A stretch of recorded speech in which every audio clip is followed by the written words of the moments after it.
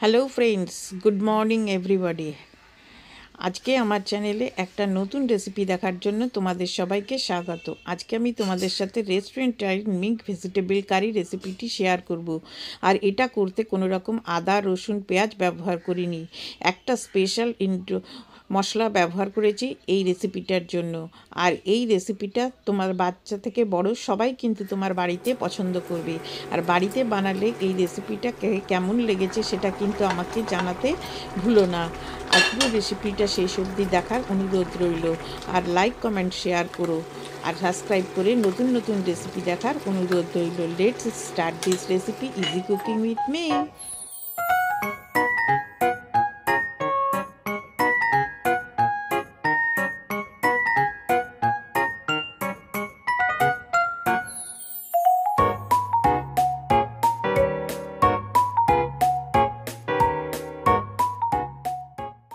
Style mix vegetable বানাতে কি কি লাগবে, এখানে আমি 200 গ্রাম পনির এরকম কিউব করে কেটে নিয়েছি।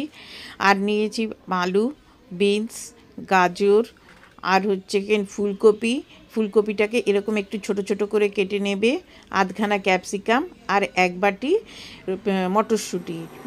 এবারে এসো শুরু করি। এবারে এখানে 2 টেবিল চামচ মতো আমি সাদা তেল দিয়ে দিচ্ছি। যখন সাদা তেলটা গরম হয়ে যাবে তখন এর ভেতরে আমি পনির দিয়ে দিলাম। পনিরটাকে মিডিয়াম হিটে 2 থেকে 3 মিনিট মতো ভেজে নেবে। বেশি ভাজবে না, ভাজলে পরে পনিরটা কিন্তু রাবারের মতো হয়ে যায়।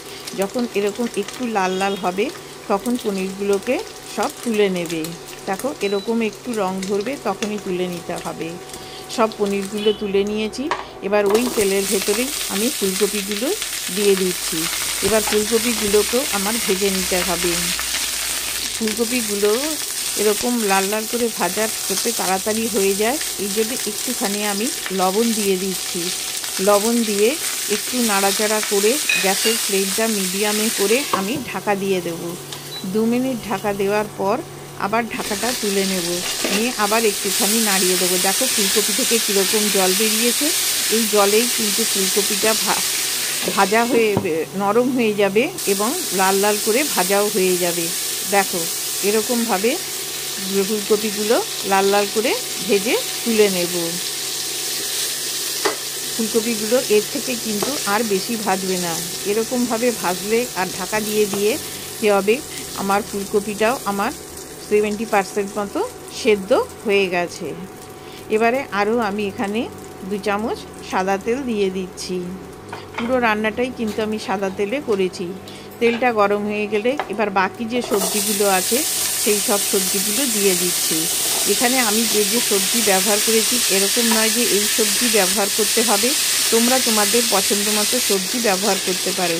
আর পরিমাণটাও আমি বলিনি, কারণ তোমরা তোমাদের পছন্দ অনুসারে সবজির পরিমাণ কম বেশি করে নিতে পারবে। আবারও একটু লবণ দিয়ে এরকমভাবে 2 মিনিট মতো ঢেকে দেবো। ঢাকনাটা খুলে আবারও একটুখানি আমি হলুদ গুঁড়ো দিয়ে দিচ্ছি। দিলে এই সবজিগুলো ভাজাও হয়ে যাবে, প্লাস সবজিগুলো কিন্তু নরমও হয়ে যাবে।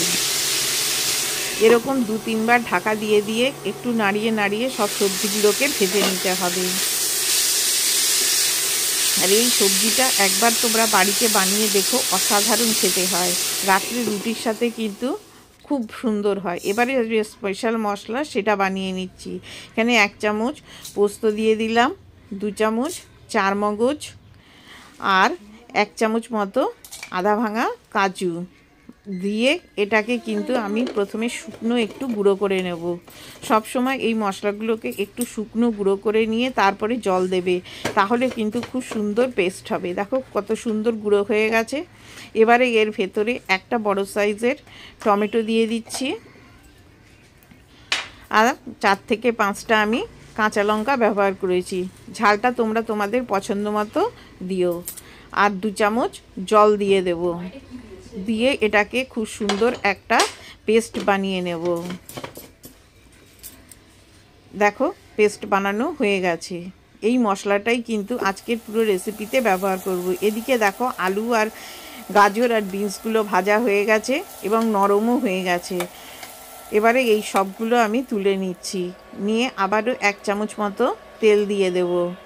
আর যেটা দেব 1 চামচ ঘি, যেহেতু নিরামিষ রান্না একটু ঘি দিলে খেতে ভালো লাগে। 1 চামচ গোটা জিরে আর 2টো শুকনো লঙ্কা এ দিয়ে এখানে 1 থেকে 1.5 মিনিট মতো আমি জিরেটাকে একটু ভেজে নিচ্ছি। জিরেটার একটা গন্ধ বেরোলে বাটা মশলাটা এর ভেতর দিয়ে দেব।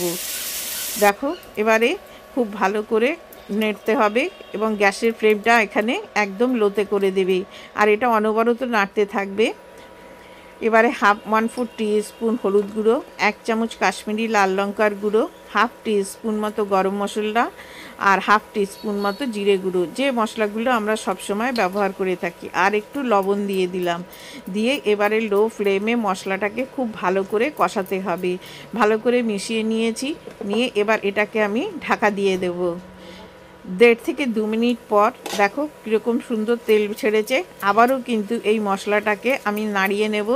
খেয়াল রাখবে কাজু বাদাম আছে, গাঁটটা যেন নিচে পুড়ে না যায়। এরকম ঢাকা দিয়ে দিয়ে মশলাটাকে আমি 2 থেকে 3 বার মতো কষিয়ে নিয়েছি। দেখো মশলাটা থেকে কী সুন্দর তেল বেরিয়ে গেছে। এবারে এই মশলাটা আমি একটুখানি নাড়িয়ে নিচ্ছি। মটরশুঁটি যেটা ছিল সেই মটরশুঁটিটা দিয়ে দিলাম, দিয়ে ভালো করে মিশিয়ে নিচ্ছি। এবারে যে সবজিগুলো আমি ভেজে রেখেছি সব সবজিগুলো দিয়ে দিলাম। পনিরটা কিন্তু এখন দেব না। এবারে এই মশলার সাথে এই সবজিগুলোও আমি আরও 1 থেকে 2 মিনিট মতো কষিয়ে নেব। এবারেও কিন্তু মশলার মধ্যে সবজিগুলো দিয়ে আবারও আমি 2 মিনিট মতো ঢেকে দিচ্ছি, যাতে মশলার সমস্ত গন্ধটা ওই সবজির ভেতরে চলে আসে। অসম্ভব সুন্দর খেতে হয় এই ভেজিটেবল কারিটা। এরকম 2 থেকে 3 বার করার পর দেখো মশলা থেকে এবং থেকে কীরকম তেল ছেড়ে এসছে এবং মশলাটার সাথে সবজিটা খুব ভালো করে আমি কষিয়ে নিয়েছি। যত এই কষানোটা ভালো হবে রান্নার টেস্ট এবং রং ততই কিন্তু ভালো আসবে। এবারে এর ভেতরে আমি 1.5 কাপ মতো জল দিয়ে দিচ্ছি। এবারে 1.5 কাপ জল দেবে এমনভাবে যে সবজিগুলো জাস্ট এরকম জলের মধ্যে ডুবে থাকে। এতে কিন্তু খুব বেশি একটা গ্রেভি হয় না, মাখা মাখা তৈরি করতে হবে। এবার স্বাদ অনুযায়ী লবণ দিয়ে দিচ্ছি। আগেও কিন্তু লবণ ব্যবহার করেছি, দেখে দেবে। এবার এটা ঢাকা দিয়ে 2 থেকে 3 মিনিট ফুটতে দেবো। যখন দেখবে এরকমভাবে গ্রেভিটা ফুটতে শুরু করেছে তখন এর ভেতর পনির আর যে ক্যাপসিকামটা ছিল সেই ক্যাপসিকামটা দিয়ে দেব। দিয়ে এরকমভাবে একটুখানি নাড়িয়ে নেব, নিয়ে এবারে ঢাকা দিয়ে দিচ্ছি যতক্ষণ না সবজিগুলো সেদ্ধ হচ্ছে।